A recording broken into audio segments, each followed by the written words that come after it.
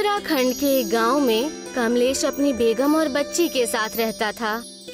कमलेश दिन की दिहाड़ी करके अपने खानदान का पालन पोषण किया करता था। उसकी एक बेटी थी डॉली, जो हाई स्कूल में तालीम ले रही थी।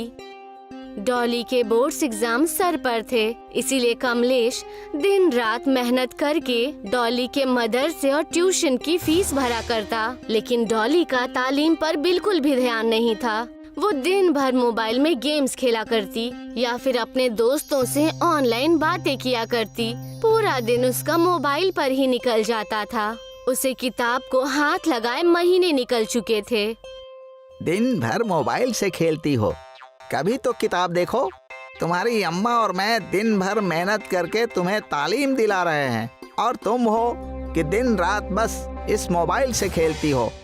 नतीजा अगर बेकार आया तो तुम्हारी और तुम्हारे इस मोबाइल की खैर नहीं। ओफो, अब्बू आप भी ना सुबह सुबह शुरू हो जाते हैं। आज आपको काम के लिए देर नहीं हो रही क्या?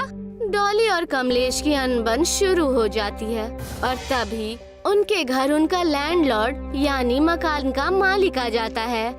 अरे जनाब कमलेश, तुमने पिछले 3 महीने का किराया क्यों नहीं दिया? कब तक किराया दोगे भाई? इस महीने के आखिर तक 3 महीने का किराया और 15,000 डिपॉजिट लाकर दे दो, वरना घर खाली करके चले जाओ। देखिए जनाब, मैं इतने पैसे कहाँ से ले आऊँगा? मैं आपको 3 महीने का किराया जरूर दे दूंगा, मगर 15,000 डिपॉजिट कहाँ से भरूंगा? ये सब मुझे नहीं पता। मुझे अच्छा किराएदार मिल गया है जो किराया और डिपॉजिट दोनों ज्यादा देगा। इतना कहकर मकान मालिक वहाँ से चला गया। कमलेश और उसका खानदान उदास होकर सोचने लगे, अब हम क्या करेंगे डॉली के अब्बू? हमारे पास तो और कोई जरिया भी नहीं है और ना ही कोई रिश्तेदार जिससे हम मदद ले सके। अरे मेरी समझ में तो कुछ भी नहीं आ रहा है, अंधेरा ही अंधेरा दिख रहा है। इतना कहकर कमलेश मजदूरी करने चला जाता है। कमलेश जब दिहाड़ी करने अपने स्थान पर पहुंचता है, तब वो देखता है कि दूसरे मजदूर अपना अपना सामान बांधकर वहां से जा रहे हैं। अरे क्या मालूम आज सुबह सुबह किसका मुंह देखा था, किस्मत बहुत खराब चल रही है।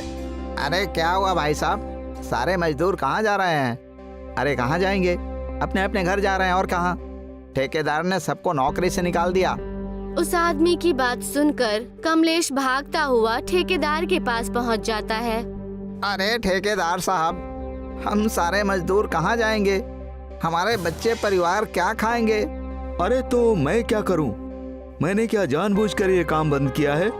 जिनकी जमीन है उनका कारोबार ठीक नहीं हो रहा है, इसीलिए उन्होंने सबको काम से निकाल दिया। ठेकेदार साहब, आपके पास कोई दूसरा काम है? बराए मेहरबानी बताइए, वरना मेरा परिवार भूखों मर जाएगा। अरे यहाँ तो कुछ नहीं है, तुम्हें बाहर ही काम की तलाश करनी पड़ेगी। मुझे माफ करो भाई। कमलेश ठेकेदार की बातों को सुनकर वहाँ से चला जाता है और वो रास्ते में एक मंदिर के पास बैठकर सोचने लग जाता है, हे भगवान, मैं अपनी बीवी और बच्ची को कैसे संभालूंगा? मुझे आपकी मदद चाहिए, कुछ तो रास्ता दिखाइए भगवान, मुझे कोई रास्ता बताइए। ठीक उसी समय एक आदमी परेशान मंदिर की तरफ भागता हुआ आता है और आकर मंदिर के पीछे छिप जाता है। उस आदमी के पीछे कई गुंडे पड़े हुए थे। अरे कहाँ छुप गया? बाहर आ, आज तेरी खैर नहीं। चलो उसे दूसरी तरफ तलाशते हैं, मैंने इसी तरफ उसे भागते हुए देखा है। कमलेश ने उस आदमी को छुपता हुआ देख उससे बात करने का फैसला किया। क्या हुआ भाई, क्या चोरी करके भागे हो जो लोग तुम्हारे पीछे भाग रहे हैं? मैं कोई चोर नहीं हूँ, मेरी प्लास्टिक बनाने की एक फैक्ट्री है।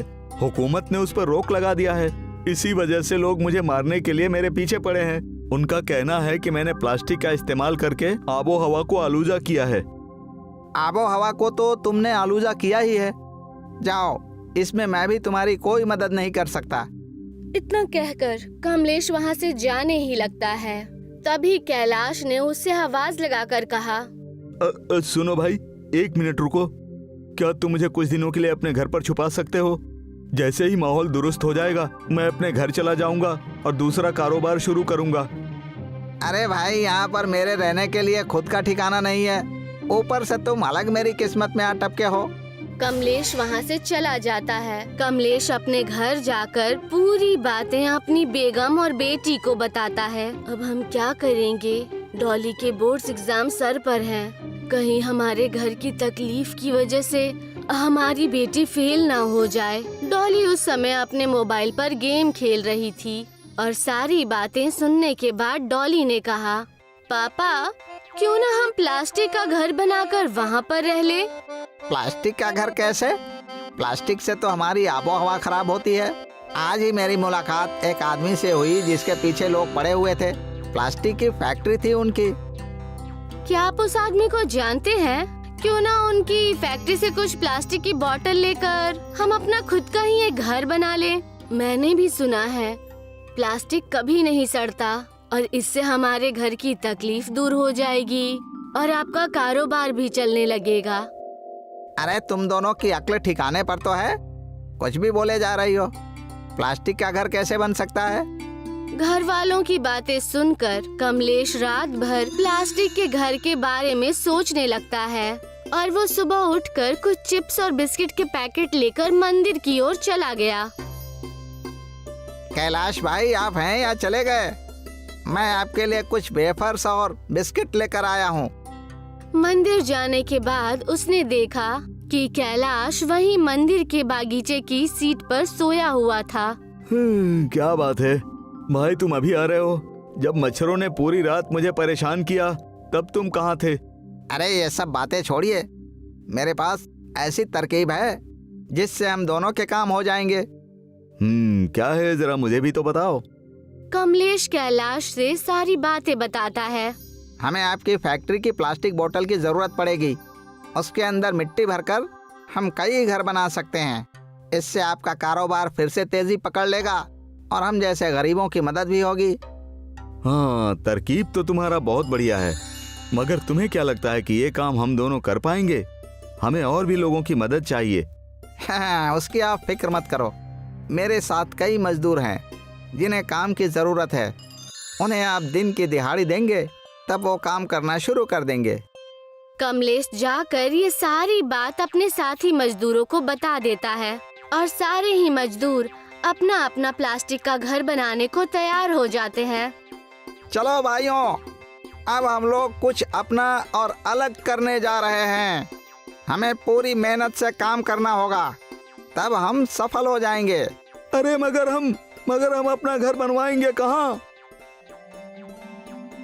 अरे तुम सब इसकी फिक्र मत करो, मेरी फैक्ट्री के पास ही बहुत बड़ी खाली जमीन है। तुम सब अपना अपना घर वहाँ बना सकते हो। सारे मजदूरों ने बॉटल्स के अंदर मिट्टी भर के बॉटल के ऊपर बॉटल रखना शुरू कर दिया और उनके घर बनने का काम शुरू हो गया। कुछ वक्त बीत गया और अब मजदूरों का घर बनकर तैयार हो चुका था। लेकिन उसी समय बहुत भयानक बाढ़ आ गई। अरे बहुत जोरों की बारिश हो रही है, लगता है हमारा प्लास्टिक का घर डूब जाएगा। डॉली बेटा, जरा संभल के। पूरे गांव में पानी भर गया है, कहीं हमारे घर के अंदर भी ना आ जाए। प्लास्टिक के मजबूत होने की वजह से पानी घर में नहीं आ सका। देर बाद बारिश रुक जाती है। हमारा घर बच गया, हुर्रे! सारे मजदूर और उनके खानदान मिलकर जश्न मनाने लगते हैं। तभी डॉली वहाँ पर आकर कहती है, अब्बू देखिए, मेरा आज का रिजल्ट आ गया और मैं फर्स्ट आई हूँ। कमलेश और उसका खानदान ये सुनकर बेहद खुश हो जाते हैं और जश्न मनाने लगते हैं।